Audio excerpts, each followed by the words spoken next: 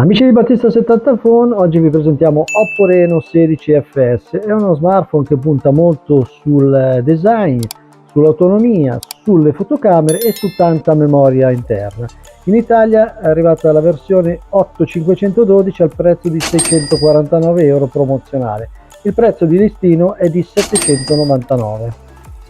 Nella confezione troviamo ovviamente lo smartphone con una bella pellicola preapplicata, manualistica, cavo Type-C e lo spillino per l'estrazione del carrello SIM.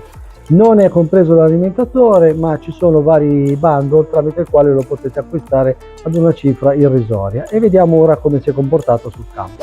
Partiamo dal design. Nella colorazione Pop White Reno 16 FS si fa notare subito perché il retro ha un particolare effetto tridimensionale che è chiamato Pop Planet. Parlando appunto del retro, muovendo lo smartphone sotto la luce, il disegno cambia profondità e rende la scocca molto riconoscibile. È una finitura giovane e originale, ma non risulta esagerata. Chi cerca qualcosa di più sobrio può scegliere la colorazione Purple Black. Il telefono pesa circa 196 grammi e non è particolarmente compatto. Nonostante questo si impugna bene e il peso è distribuito in modo equilibrato. La cornice piatta offre un appoggio sicuro alle dita. Il retro può risultare un po' scivoloso, quindi una cover migliora decisamente la presa. La costruzione è curata e troviamo certificazioni IP68. Oppo dichiara anche il superamento dei test IP69K contro acqua ad alta pressione e temperature.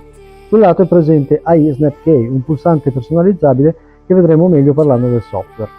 Davanti abbiamo un display di tipo AMOLED ed è piatto da 6 pollici e 57, risoluzione Full HD Plus e una frequenza di aggiornamento fino a 120 Hz. Il display ci è piaciuto, è fluido durante lo scrolling, offre neri profondi e mantiene i colori piacevoli con social, fotografie e video. ColorOS permette di scegliere una resa più vivace oppure più naturale. Noi abbiamo preferito il profilo naturale perché mantiene le immagini equilibrate senza spingere troppo i colori. La luminosità raggiunge 1400 nit in modalità HBM. All'aperto lo schermo rimane leggibile e la regolazione automatica reagisce bene ai cambi di luce. Il pannello piatto riduce i tocchi involontari e rende più comode tastiere e gesture laterali. L'Always On Display invece non sempre resta visibile. Per controllare ora batteria e notifiche bisogna toccare lo schermo.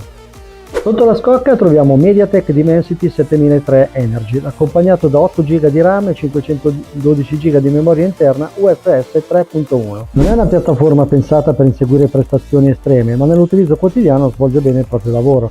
Messaggi, social, navigazione, streaming e gestione dei documenti corrono senza problemi. Anche passando spesso da un'applicazione all'altra, il telefono rimane reattivo e sfrutta bene i 120 Hz del display. Durante la prova abbiamo utilizzato anche browser, WordPress, fotocamera e applicazioni per modificare e condividere immagini. Il multitasking è sempre rimasto piacevole. I 512 di memoria sono uno dei vantaggi più concreti. Possiamo conservare molte fotografie, video, giochi e contenuti offline senza controllare continuamente lo spazio disponibile. È presente anche il supporto per la scheda microSD, soluzione ormai rara. Attraverso USB OTG possiamo inoltre collegare chiavette e altri accessori. Con i giochi più diffusi l'esperienza resta fluida, scegliendo impostazioni grafiche equilibrate.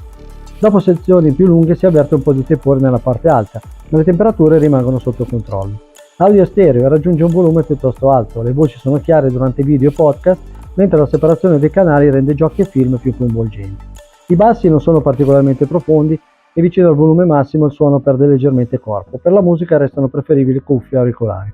La batteria è uno degli aspetti migliori, troviamo un'unità a silicio carbonio da 6500 mAh.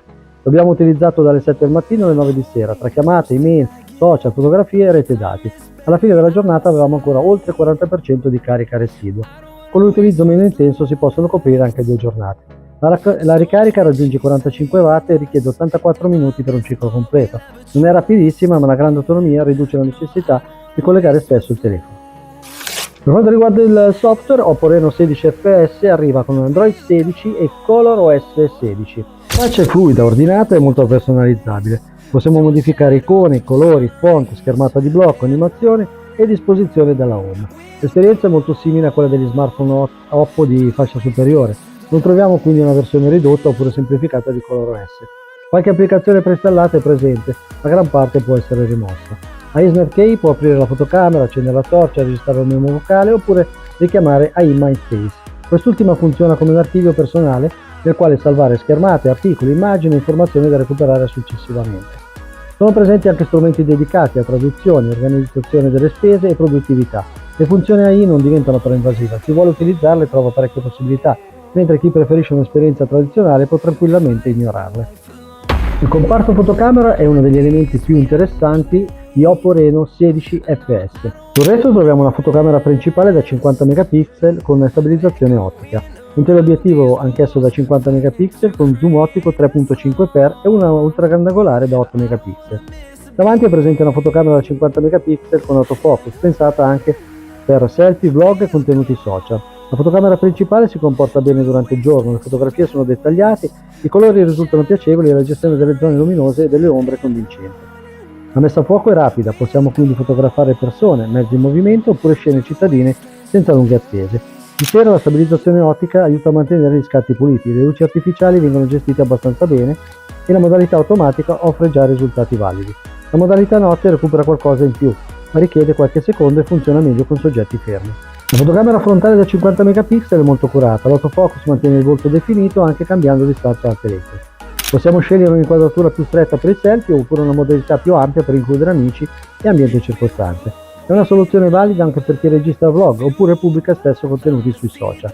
I video arrivano a 4K a 30 fotogrammi al secondo, sia per le fotocamere posteriori che sia con quelle anteriori. La stabilizzazione funziona bene durante camminate tranquille e riprese cittadine. Possiamo utilizzare anche il teleobiettivo 3.5x durante la registrazione. Non manca Dual View Video che permette di registrare contemporaneamente con la fotocamera anteriore e con quella posteriore. Il vero valore aggiunto è il teleobiettivo con zoom ottico 3.5x, non serve soltanto per avvicinare un soggetto lontano, cambia anche la prospettiva della fotografia e permette di isolare dettagli di palazzi, monumenti, insegni e persone. Nei ritratti funziona particolarmente bene, mantenendo un po' di distanza dal soggetto otteniamo proporzioni più naturali e una piacevole compressione dello sfondo. La stabilizzazione ottica aiuta anche quando scattiamo rapidamente, senza cercare un appoggio. Con una buona illuminazione possiamo arrivare fino a 7x mantenendo fotografie utilizzabili per social e condivisione. Andando oltre l'intervento digitale diventa più evidente. La ultragrandangolare da 8 megapixel è il sensore più semplice, di giorno è utile per piazze, edifici interni e gruppi numerosi. La resa è discreta ma osservando i bordi si nota una minore quantità di dettaglio. Di sera il limite diventa più evidente, il rumore aumenta e le immagini risultano più morbide, quindi conviene utilizzarla quando l'ambiente è ben illuminato. Beh, in conclusione devo dire che ci è comunque piaciuto, a partire dal display AMOLED 120 Hz ad arrivare alle fotocamere che sono veramente di buon livello. Ok, l'ultragrandangolare è un pochettino sottotono, però nel complesso troviamo che sia un comparto fotocamera degno di nota. Abbiamo anche una batteria veramente enorme che ci conduce a sera anche con un uso intenso. Non abbiamo il caricatore in confezione, ma ribadisco, con i bundle lo potete acquistare ad una cifra irrisoria. Insomma, a 649 euro troviamo che sia un telefono veramente interessante e adatto all'utilizzo di tutti i giorni. Non cerca di stupire con le prestazioni, ma comunque mantiene un ottimo equilibrio. Direi che comunque, ribadisco, ci è piaciuto, troviamo che sia un prodotto molto interessante. Con questo ho concluso, un saluto da Loris e da Edo per Battista 70 Home.